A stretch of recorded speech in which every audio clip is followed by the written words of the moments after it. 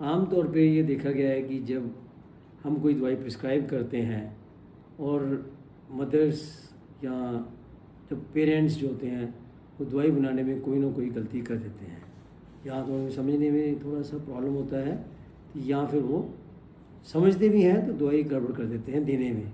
तो और उसके कारण बच्चे को या तो अंडर डोजिंग होती है या ओवर डोज होती हैं और फिर उनकी कंप्लेन होती है कि डॉक्टर साहब बच्चे को कोई खास फ़र्क नहीं पड़ा। तो ऐसी क्या क्या गलतियां मैं आपको बताता हूँ। सबसे पहले गलती जो वो करते हैं, कोई भी दवाई जब वो डॉक्टर प्रिस्क्राइब करता है आजकल वो ml में करता है। फॉर एग्ज़ाम्पल विटामिन डी सबसे कॉमन दवाई है जो बच्चे को बर्थ के बाद दी जाती है, तो वो 0.5 ml उनको एडवाइस की जाती है कि भाई 0.5 ml देना होता है एक दिन के अंदर। तो मैं आपको ये बताऊंगा, ये ड्रॉपर है जैसे, तो हमने जब देखा कि पूछा मदर्स को वो क्या करते हैं, तो वो क्या करते हैं कि वो 5 ड्रॉप दे देते हैं, या उनको ये समझ नहीं आता है 0.5 का मतलब तो समझ नहीं आता। तो हमें डॉक्टर्स को भी हमें चाहिए कि एक बार हमें उनको डेमोस्ट्रेट करना चाहिए कि मैंने एग्जांपल के तौर पर ये लिखा हुआ है, यहाँ पे देखिए ये निशान लगे हुए हैं 0.3, 0.4, 0.5 इतना दवाई भर के बच्चे के मुंह में डालनी है। सबसे पहले तो ये है। तो ये एक जो एग्जांपल दिया मैंने विटामिन डी का, इसी तरह और भी कई दवाइयाँ होती हैं जैसे हम प्रिस्क्राइब करते हैं 5 ml 2 बार, खासकर कोई एंटीबायोटिक या बुखार की दवाई होती है, तो हम जो प्रिस्क्राइब करते हैं तो 5 ml ट्वाइस डेली। तो 5 ml वो कई क्या होता है, वो केमिस्ट उनको बोल देता है 5 ml का मतलब 1 चम्मच, वो उनको चम्मच समझ आता। अब चम्मच मैं आपको बताऊंगा कि चम्मच कितने प्रकार के होते हैं।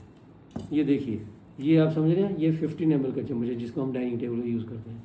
ये है 10 ml का चम्मच है जिसको टी स्पून या टेबल स्पून भी हम कहते हैं। और ये देखो टी स्पून है, ये 5 ml इसकी कैपेसिटी। सो देखा जाए तो चम्मच के 3 किस्म के हो गए। इससे छोटे चम्मच भी आते हैं, 2 ml का चम्मच भी आता है, 1 ml का चम्मच भी आता है। तो वो क्या करते हैं, जो उनके पास घर में अवेलेबल चम्मच होता है वो चम्मच से दवाई दे देते हैं। तो हमारा क्या चाहिए कि ml मीन्स नाप के देना है। अब नापने के क्या मैं तरीका बताता हूँ, जैसे ये ढक्कन होते हैं, हर दवाई के ऊपर एक ढक्कन होता है, जैसे ये ना ये ढक्कन है, इसके ऊपर निशान लगा होता है 2.5 ml और 5 ml 10 ml। तो यहाँ से बेस्ट तरीका होता है जहाँ तक जितनी दवाई लिखी लाइन लगी हुई है 2.5 ml 5 ml जैसे डॉक्टर ने प्रिस्क्राइब किया वो तो आपको देनी चाहिए। आजकल तो बड़े अच्छे ढक्कन आए हुए हैं कलर कोडिंग के साथ भी, जैसे ग्रीन कलर की है इसका मतलब ये 2.5 ml है, येलो कलर की लाइन है इसका मतलब ये 5 ml है, अगर रेड कलर की है तो ये 10 ml की है। तो डिफरेंट है, हर एक ढक्कन मेजरिंग कैप्स होते हैं, उसके ऊपर कैलिब्रेशंस होते हैं, तो इनके साथ हमें यूज़ करना चाहिए। अगर बेशक आपको इसमें देने में प्रॉब्लम होती है आप दवाई इसमें डाल लीजिए, फिर आप जो भी चम्मच के साथ देना चाहें तो आप उसको साथ दे सकते हैं। तो इस तरह से आपकी दवाई जो है प्रॉपर मात्रा में जाएगी। और क्या प्रॉब्लम आ सकती है, जैसे हम लोग कोई ड्राई पाउडर होते हैं, एंटीबायोटिक होते हैं, जैसे फॉर एग्जांपल ये है, ये मैं एग्जांपल लेता हूँ, ये दवाई पाउडर वाली दवाई थी, तो उनको कहते हैं पानी डालिए। इस मोस्ट ऑफ दी दवाइयों के साथ तो डिस्टिल वाटर साथ ही होता है, तो हमें कोई प्रॉब्लम नहीं होता, वो पूरा का पूरा डाला जाता है इसके अंदर। बट यहाँ पे क्या होता है, यहाँ पे भी हर जगह मार्किंग लिखी हुई है बोतल के ऊपर। इसमें क्या होता है, ये लोग वो पानी ज़्यादा डाल देते हैं, फिर पानी ज़्यादा डालते हैं, फिर हमने बोला होता है 5 ml, तो दवाई क्या कर रहे होते हैं, वो कम डोज आ रही है। तो ऑब्वियसली ये जो है दवाई आपकी ज़्यादा दिन चलती है और दवाई इफ़ेक्टिव डोज कम जा रही है, बच्चे को इमीडिएटली फ़र्क नहीं पड़ता है। फिर क्या करते हैं, ये दवाई रख देते हैं, 2-3 दिन दी दवाई, बच्चे को थोड़ा फ़र्क पड़ा, वैसे की वैसे ही रख दी उन्होंने। दोबारा कभी 4-5 दिन में दोबारा खांसी होती है, फिर दोबारा वही यूज़ कर लेते हैं। हालांकि जो भी ड्राई पाउडर होते हैं उनको एक बार रिकन्स्टिट्यूट किया जाए, इसको बनाया जाए, आपको विदिन स्टिपुलेटेड टाइम, अगर 4 दिन लिखा होता है 4 दिन, 5 दिन लिखा होता है, मोस्ट ऑफ दी दवाइयों के ऊपर लिखा होता है कि to be used within 5 days और 6 days, तो वो हमें देखना।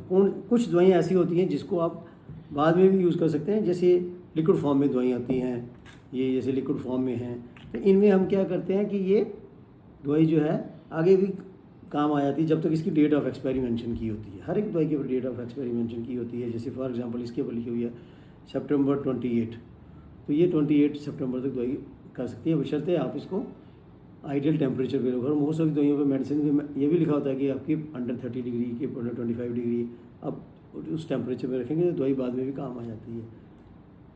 ये होती है नेज़ल ड्रॉप्स। नेज़ल ड्रॉप्स आँख में ड्रॉप डालने वाले और कान में ड्रॉप डालने वाले, एक बार हमने खोल दिया, उसको आपको 1 महीने के अंदर इस्तेमाल करना होता है। ये भी अगेन इसमें इंस्ट्रक्शंस लिखी होती हैं, तो आपने ये भी ध्यान रखना है कि इसको दवाई को, ये नहीं कि अगर खोला है तो हम इसको 2-3 महीने के बाद इस्तेमाल भी करेंगे, लेकिन वो इफ़ेक्टिव नहीं रहेगी। डिस्पर्सिबल टैबलेट जो है आजकल यूज़ करनी चाहिए, most of the time doctors prescribe करते हैं, लेकिन पेरेंट्स पहले कहते हैं सर ये तो टिक्की खाता ही नहीं है, जबकि वो बोला होता है डिस्पर्सिबल, डी का मतलब होता है डिस्पर्सिबल टैबलेट। फॉर एग्जांपल मैं एक टैबलेट लेता हूँ, ये छोटी सी टैबलेट लेते हैं हम इसको, ये कटोरी ली, आपने इसको कटोरी को, गोली को लिया और इसमें इधर चम्मच में डाल लिया, ये चम्मच ले लिया और हमने इसमें पानी डाल लिया। मैं आपको ये इसलिए बता रहा हूँ कि टैबलेट से देखें लोग डर जाते हैं, और थोड़ी देर आपने इंतज़ार करना है। इसी दवाई को ये अपने आप देखो डिस्पर्स हो रही है, अब देखिए घुल रही है दवाई, वो ये लिक्विड फॉर्म में बन गई, ठीक है ना। और मैं थोड़ा सा और इसका वेट करूँगा, ये कई टैबलेट्स तो बड़ी जल्दी घुल जाती हैं, ये लिक्विड फॉर्म बन गई। अब आपने कहीं इसका टैबलेट नाम की चीज़ नहीं रही, ये शरबत हो गया, आप इसको बच्चे को पिला सकते हैं इसको, ठीक है ना। तो ये DT टैबलेट का फ़ायदा ये होता है कि ये हर डोज इफ़ेक्टिव डोज होती है, क्योंकि कई बार हम जो एंटीबायोटिक में पानी डालते हैं, उसकी पहली 2-3-4 खुराकें अच्छी जाती हैं, उसके बाद वो पानी ही लगता है, देखने में आया था। तो ये प्रेफरेबली DT टैबलेट ही इस्तेमाल करनी चाहिए। इसी तरह कुछ टैबलेट हैं, जैसे मॉक्सिक्लैव की मैं एग्जांपल देता हूँ, ये बड़ी टैबलेट है, 457 मिलीग्राम की टैबलेट है, ये बड़ी टैबलेट देखने में, तो पेरेंट देख के डर जाते हैं, वो कहते हैं डॉक्टर साहब आपने तो बहुत बड़ी टैबलेट ली थी, बच्चा तो इतना खाएगा नहीं। लेकिन जब हमको, हमारा फ़र्ज़ है, हमें इनको समझाना है कि ये DT टैबलेट है, ऐसे ही पानी जैसे मैंने अभी बताया ना, इसमें डालेंगे तो वो घुल जाएगी। इसके अलावा एक और कॉमन मिस्टेक जो पेरेंट्स करते हैं, जब डॉक्टर्स हर एक बच्चे का वेट के हिसाब से, पीडियाट्रिशियन खासकर, बच्चों को जो भी दवाई लिखनी होती है वो वेट के हिसाब से देते हैं। फॉर एग्ज़ाम्पल 10 साल का बच्चा है, उसका वेट 40 किलो है, इसका मतलब हमें अगर कोई दवाई देनी है तो उसके हम वेट के हिसाब से दवाई देंगे, तो वो डोज थोड़ी ज़्यादा बनेगी। पेरेंट्स को लगेगा यार 10 साल का बच्चा है तो इन्होंने तो डोज अडल्ट की लिख दी। फिर हम उनको एग्जांपल देते हैं। अब मार्केट में जब बच्चे के कपड़े लेने जाते हैं तो आप क्या करते हैं, 10 साल के हिसाब से कपड़े लेते हैं या बच्चे को दिखा के कपड़े लेते हैं? तो दुकानदार तो 10 साल के हिसाब से साइज़ के कपड़े देगा, तो वो बच्चे को पूरे नहीं आएगा। जब लेकिन आप बच्चा उनको दिखाते हैं, कहते हैं सर नहीं ये तो बड़े कपड़े भी आ जाएंगे। इसी तरह दवाइयों का, दवाई जो है पर केजी बॉडी वेट के हिसाब से इफ़ेक्टिव होती हैं। तो इसलिए पेरेंट को डरना नहीं, अगर डॉक्टर ने प्रिस्क्राइब किया है, खासकर पीडियाट्रिशियन अगेन मैं बोलूँगा, वो पर केजी बॉडी वेट के हिसाब से वज़न देख के उसके हिसाब से कैलकुलेट करता है और वैसे ही प्रिस्क्राइब करता है। तो आप जैसे प्रिस्क्राइब की गई है वैसे मेडिसिन लें।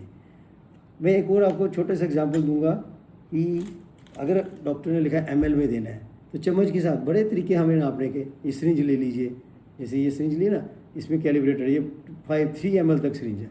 अगर डॉक्टर ने प्रिस्क्राइब किया 3 ml देनी है तो आपने क्या करना है, इसको 3 ml ले लेना है। ऐसे लिया आपने एग्जाम्पल के तौर पर, जितनी इसकी डोज प्रिस्क्राइब किए थे, और इस तरह बच्चे को मुँह में देना आसान होता है। और अगेन कैलकुलेटर दवाई जा रही है, कम नहीं जा रही है। ये ड्रॉपर डिफरेंट किस्म के आते हैं, जैसे मैंने बताया ये लंबा ड्रॉपर है 1 ml का है, इसमें देना आसान होता है।